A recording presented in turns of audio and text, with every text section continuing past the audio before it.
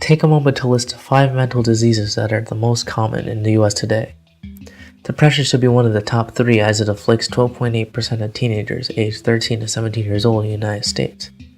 However, one subset of depression that affects teenagers but doesn't receive nearly as much attention as normal depression is existential depression. Existential depression is when the afflicted question their mortality and their purpose and or meaning of life. After receiving no answers, they then decide that they're meaningless and will die alone in a meaningless universe. As James Webb states in his article explaining the cause, existential depression may be precipitated in anyone by a major loss or the threat of a loss which highlights the transient nature of life. This is great to know, you say. What's an example of this? Let's demonstrate this concept using weeks. In the United States, humans have a life expectancy of 79 years. This translates to roughly 4,119 weeks. In this room, the average listener is about 16 or approximately 834 weeks old.